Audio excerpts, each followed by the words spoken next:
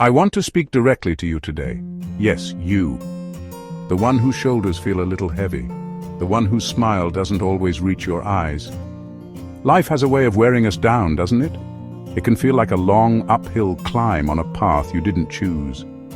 Maybe you're looking back on a season of struggle, and the dust from that journey still clings to you. Perhaps you're looking ahead, and the future feels more like a question mark than a promise. It's okay to feel that way. It's okay to be tired. It's okay to admit that you're not sure what comes next. In those quiet moments when the world feels distant, and you wonder if anyone truly understands, remember Naaman, how even a mighty warrior felt alone in his struggle. You're not the only one who's ever felt this way. Let me gently quiet those doubts in your heart. Your journey is uniquely yours, and God has been walking it with you every single step of the way. He saw the tears you cried when no one else was looking. He heard the silent prayers you whispered in the dark. He was there. You are not forgotten. You are not overlooked.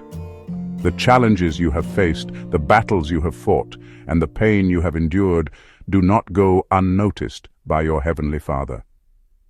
So take a deep breath. Let it out slowly. I want you to know that this message is for you. You have been on His mind. You have been in His heart.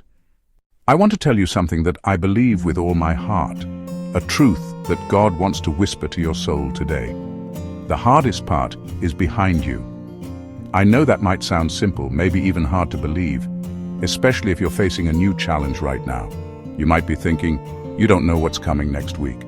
And you are right, I don't. But God does. And He knows what it took for you to get to this very day, to this very moment.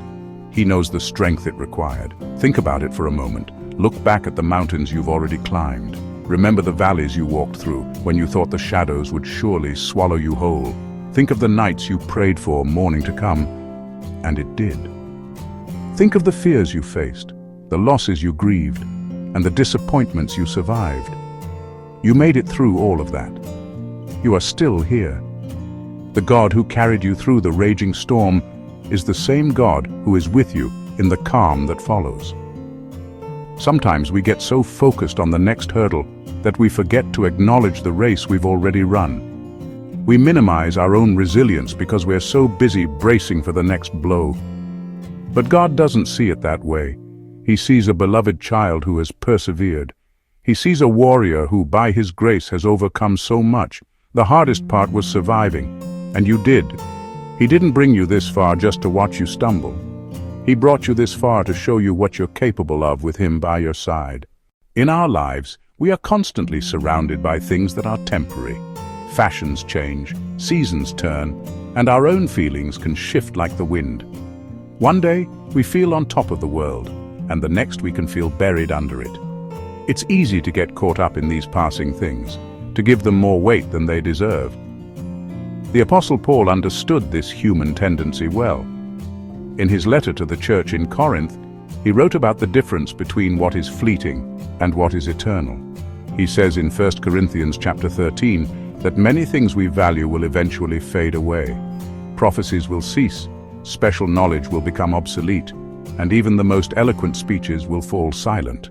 These things have their place for a time, but they are not the ultimate reality. They are like signposts on a journey, helpful for a season, but not the destination itself. Paul is gently telling us not to build our lives on things that have an expiration date. Our worries, our fears, the anxieties that keep us up at night, these too shall pass. What then is permanent? Paul gives us a beautiful and simple answer. Love. He writes, love never fails. This isn't just the romantic love we see in movies, but the deep, unshakable, divine love of God. This is the one thing that will endure when everything else has crumbled. It is the bedrock beneath the shifting sands of our lives. When you feel lost or discouraged, this is the truth you must cling to. God's love for you is the entire story. Paul continues his thought with a powerful illustration about growing up. He says, "When I was a child, I talked like a child. I thought like a child. I reasoned like a child. When I became a man, I put the ways of childhood behind me." This isn't just about physical age, it's about spiritual maturity. As children, our world is very small and centered on our own immediate wants and needs. A child thinks, "I want it now," or "it has to be my way." Growing in faith means learning to see beyond our own limited perspective. It means understanding that God's ways are higher than our ways, and His plans are bigger than our own. A childish faith expects God to operate like a magician, waving a wand to make all our problems disappear instantly. A mature faith understands that God often works through a process. He is more interested in shaping our character than in simply giving us comfort. Putting away childish thoughts means letting go of our rigid expectations of how God should act. It means releasing our grip on the script we've written for our lives and allowing Him to be the author. So often, we get disappointed not because God has failed us, but because He didn't follow our plan.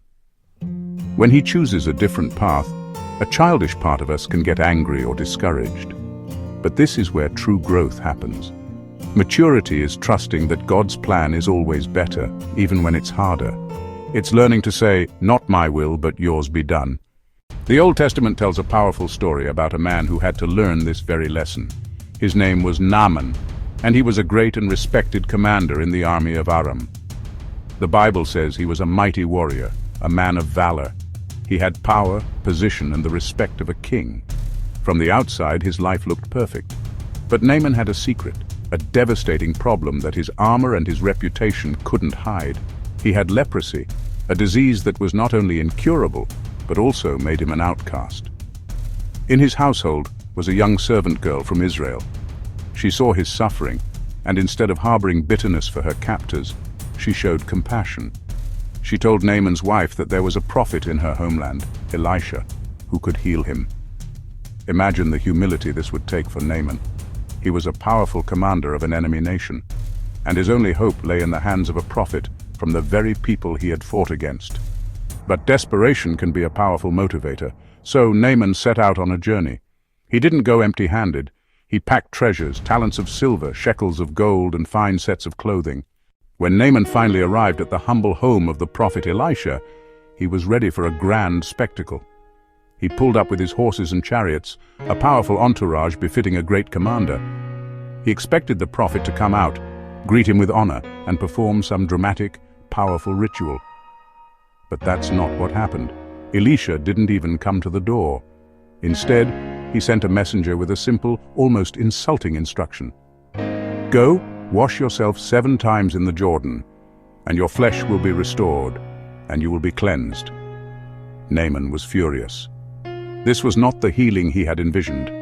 The Jordan River was muddy and unimpressive compared to the pristine rivers of his homeland in Damascus. Naaman's anger almost cost him everything. He was on the very brink of his miracle, standing at the door of his deliverance, but his own thoughts were blocking the way. How often does this happen to us? We pray for a breakthrough, and God answers in a way we don't expect. We get blocked by what we thought. Naaman was ready to storm off, but thankfully he had wise servants who were not blinded by his ego. They approached him gently and spoke with profound wisdom. "My father," they said, "if the prophet had told you to do some great thing, would you not have done it? How much more then when he tells you, 'Wash and be cleansed'?" Their words cut through his anger and his pride. This is a pivotal moment, not just for Naaman, but for all of us.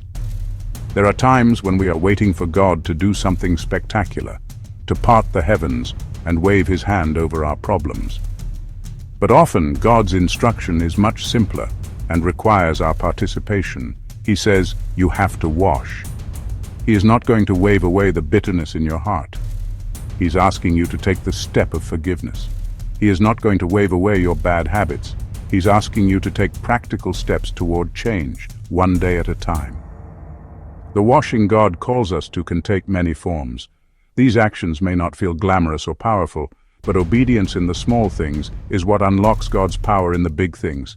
Inaction will not heal you. Naaman listened to his servants. He humbled himself. He let go of what he thought should happen and chose to obey what he was told to do. Can you imagine that scene? The first dip, nothing. The second, still a leper. The third, the fourth, the fifth, the sixth, no change. Doubt must have been screaming in his ears, but he kept going. And then, on the seventh dip, the miracle happened. As he came up out of the water, his flesh was restored and became clean like that of a young boy. It wasn't the water that healed him, it was his obedience to the word of God. The permanent problem of his leprosy was washed away by a temporary act of obedience. This is the beautiful exchange God offers us. He asks for our passing pride, our temporary comfort, our fleeting expectations. And in return, He gives us permanent healing, lasting peace, and eternal hope. The thing in your life that feels so permanent, the grief, the shame, the addiction, the brokenness, God can make it pass. Your part is to trust and obey, even when it doesn't make sense. My dear friend, God has already done the hardest part for you.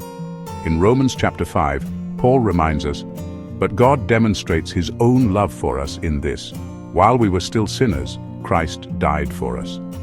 He didn't wait for us to get our lives together. He did the hardest part, conquering sin and death, while we were still lost. If He would do that for us when we were His enemies, how much more will He now do for us as His beloved children? The hardest part is truly behind you.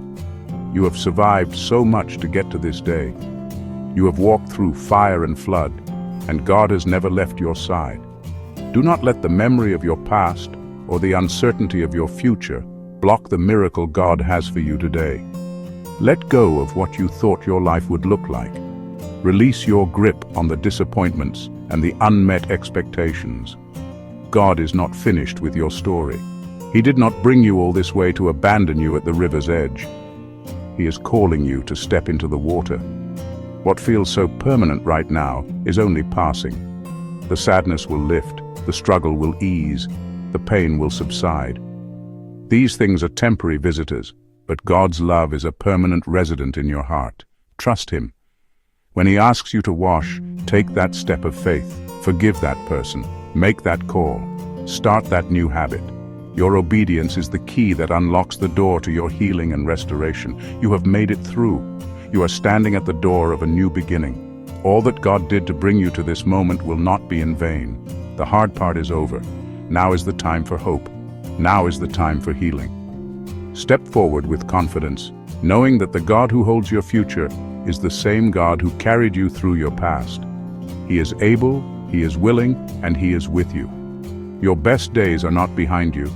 They are ahead of you, filled with His grace and unending love.